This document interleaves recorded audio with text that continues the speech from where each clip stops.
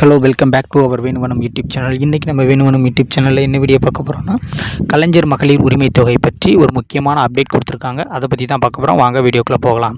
அதாவது கலைஞர் மகளிர் உரிமை தொகை இரண்டாம் கட்டமாக கடந்த 12/12/2025 அன்னைக்கு அக்கௌண்ட்டில் அப்ளை பண்ண எல்லாருக்கும் தகுதியான நபர்களுக்கு அக்கௌண்ட்டில் வர வைக்கிற மாதிரியான தகவல் சொல்லியிருந்தாங்க. அதே மாதிரி 12/12/2025 பெருவாரியாக நிறைய பேருக்கு அக்கௌண்ட்டில் ஏறி இருக்குது. இருந்தும் ஒரு சில நபர்கள் தகுதி இருந்தும் எங்களுக்கும் ஏறலை அப்படிங்கிற மாதிரியான விஷயத்தை கமெண்ட் செக்ஷனில் சொல்லியிருந்தீங்க. அதாவது கலைஞர் மகளிர் உரிமை தொகை அப்ளை பண்ண எல்லாருக்குமே ஆதார் கார்டில் நீங்கள் எந்த அக்கௌண்ட் லிங்க் பண்ணியிருக்கீங்களோ அந்த அக்கௌண்ட்டுக்கு தான் மேக்ஸிமம் பைசா ஏறி இருக்கும். நீங்கள் உங்கள் பேங்க் அக்கௌண்ட்டோட ஆதார் கார்டு லிங்க் பண்ணலைன்னா இவ்வளோ நாள் அக்கௌண்ட்டில் உங்களுக்கு பைசா வந்துருந்தாலுமே இப்போ ஸ்டாப் ஆகிருக்கும். ஏன்னா நிறைய பேர் சொல்லியிருந்தீங்க இந்த மாதிரி இவ்வளோ நாள் ஏறிச்சு அக்கௌண்ட்டில், ஆனால் இந்த மாதத்துலேருந்து தான் ஏறலை அப்படிங்கிற மாதிரி சொல்லியிருந்தீங்க. நீங்கள் வந்து பேங்க் அக்கௌண்ட்டை ஆதார் கார்டோட லிங்க் பண்ணாமல் இருப்பீங்க. ஸோ நீங்கள் அப்படி லிங்க் பண்ணாமல் இருந்தீங்கன்னா மறக்காமல் லிங்க் பண்ணிக்கோங்க. அதே மாதிரி தகுதி இருந்து உங்களுக்கு ரிஜெக்ட் பண்ணியிருந்தாங்கன்னா என்ன காரணம் அப்படிங்கிறத நம்ம எப்படி பார்க்குறதுனா, உங்கள் பகுதிக்கு உட்பட்ட கோட்டாட்சியர் அலுவலகம், அதாவது ஆர்டிஓ ஆஃபீஸில் போயிட்டு வருவாய் கோட்டாட்சியர் அலுவலகத்தில் உங்களுடைய ஸ்மார்ட் கார்டு கொண்டு போனீங்கன்னா அதில் உங்கள் ஸ்மார்ட் கார்டு நம்பரை அவங்க டைப் பண்ணி அதில் உங்களுக்கு என்ன காரணத்துக்காக உங்களுக்கு அவங்க ரிஜெக்ட் பண்ணியிருக்காங்க அப்படிங்கிறத சொல்லிடுவாங்க. அந்த காரணம் உங்களுக்கு தவறுதலாக இருந்துச்சுன்னா ஆன்லைன்லேயே நம்ம அது தொடர்பாக புகார் அளிக்கிற மாதிரியான ஒரு ஆப்ஷனை கொடுத்துருக்குறாங்க. வாங்க அது எப்படி பண்ணலாங்கிறத பார்க்கலாம். உங்கள் மொபைலில் கூகுள் க்ரோம் ஓப்பன் பண்ணிக்கோங்க. கூகுள் க்ரோம் ஓப்பன் பண்ணிவிட்டு சர்ச் பாக்ஸில் KMUT அப்படிங்கிறத டைப் பண்ணிவிட்டு நெக்ஸ்ட்டு இந்த மாதிரி ஒரு பேஜ் ஒன்று ஓப்பன் ஆகும். அதில் ஃபஸ்ட்டு இருக்கக்கூடிய மகளிர் உரிமை தொகை ஸ்கீம் அப்படிங்கிறத கிளிக் பண்ணிக்கோங்க. கிளிக் பண்ணதுக்கப்புறம் இந்த மாதிரி வந்தோடனே அதில் டாப்பில் இருக்கக்கூடிய கலைஞர் மகளிர் உரிமை தொகை திட்டம்க்கு கீழே அங்கே ஒரு 3 லைன் கோடு ஒன்று இருக்கும். அந்த கலைஞர் மகளிர் உரிமை தொகை திட்டத்திற்கு கீழே அதை கிளிக் பண்ணிங்கன்னா நெக்ஸ்ட் உங்களுக்கு இந்த மாதிரி ஒரு ஆப்ஷன் உருவாகும். அதில் குறை தீர்வு அப்படின்னு இருக்கக்கூடியதை நீங்கள் கிளிக் பண்ணுங்கள். கிளிக் பண்ணதுக்கப்புறம் இந்த மாதிரி ஒரு ஆப்ஷன் உங்களுக்கு உருவாகும். அதில் முக்கியமாக நம்ம பார்க்குறது என்னென்னா, மேலே அந்த குறை தீர்வுக்கு கீழே ஒரு லைன் போய்கிட்டு இருக்கு பாருங்கள். அதில் என்ன சொல்லியிருக்காங்கன்னா, உங்களுடன் ஸ்டாலின் முகாம்களில் கலைஞர் மகளிர் உரிமை திட்டம் 2ஆம் கட்டத்தில் விண்ணப்பித்த பயனாளிகள் மட்டுமே குறை தீர்வுகளை சமர்ப்பிக்க இயலும்.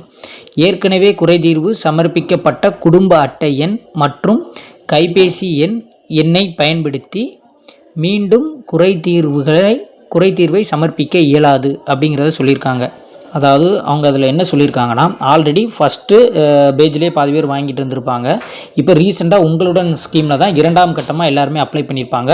அதில் அப்ளை பண்ணியிருக்கவங்க மட்டும்தான் இதில் கம்ப்ளைண்ட் பண்ண முடியும் அப்படிங்கிறத சொல்லியிருக்காங்க. புதுசாக யாரும் இது வரைக்கும் நம்ம 2ஆம் கட்டமாக அப்ளை பண்ணவே இல்லை, இப்போ தான் ரேஷன் கார்டு வாங்கியிருக்கேன், அவங்களாம் இதில் அப்ளை பண்ண முடியாது.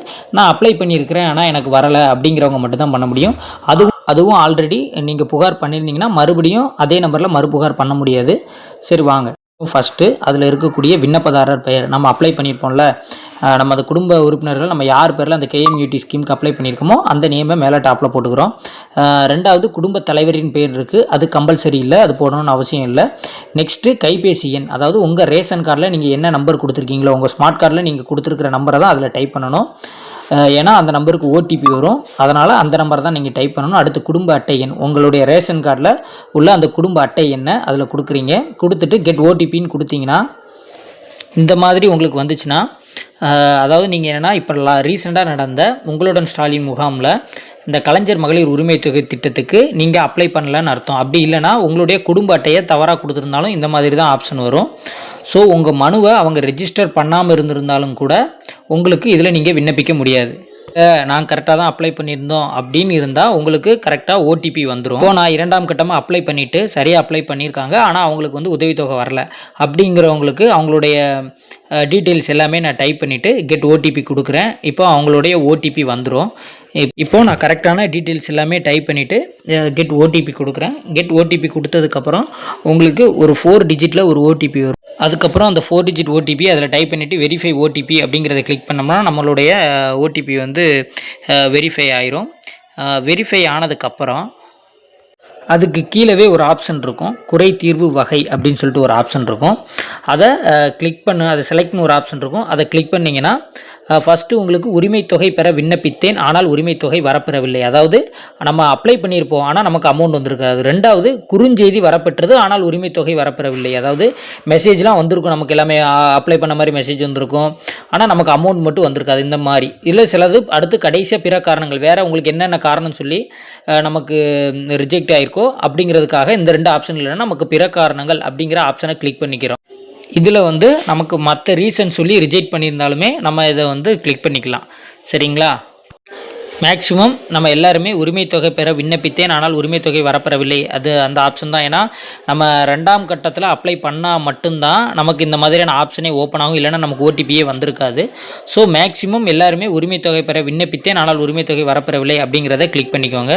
இல்லை நம்ம ஏற்கனவே சொன்ன மாதிரி உங்களுடைய ஸ்மார்ட் கார்டை கொண்டு போயிட்டு ஆர்டிஓ ஆஃபீஸில் செக் பண்ணிவிட்டு நமக்கு தவறுதலாக வேறு ஏதாவது ஒரு ரீசன் சொல்லியிருந்தாங்கன்னா அதில் பிற காரணங்கள் அப்படிங்கிறத கிளிக் பண்ணிவிட்டு அந்த கீழே இருக்கக்கூடிய அந்த குறிப்பு பாக்ஸில் இப்போ தவறுதலாக 4 சக்கரம் வாகனம் உள்ளது என தவறுதலாக நிராகரிக்கப்பட்டுள்ளது, எனது பெயரிலோ என் குடும்பத்தார் பெயரிலோ 4 சக்கர வாகனம் ஏதும் இல்லை அப்படின்னு கூட டைப் பண்ணிவிட்டு அதுக்கு கீழே ஆவணங்கள் இருந்தால் சமர்ப்பிக்கவும், ஏதேனும் இருந்தால் சமர்ப்பிக்கவும் இருக்குது. அதில் நீங்கள் ஏதாவது டாக்குமெண்ட்ஸ் இருந்தால், இப்போ உங்களுக்கு மேலே தவறுதலாக ஏதாவது சொல்லியிருக்கிறாங்க அப்படிங்கிற மாதிரி இருந்துச்சுன்னா, இப்போ வருமானம் அதிகமாக இருக்கிற மாதிரி இருக்குது அப்படிங்கிற மாதிரி 2.5 லட்சத்துக்கு மேலே அப்படி இருக்கிற மாதிரி அப்படிங்கிற ஆப்ஷன்லாம் கொடுத்துருந்தாங்கன்னா நம்மளோட பேங்க் ஸ்டேட்மெண்ட் கூட எடுத்து வைக்கலாம்.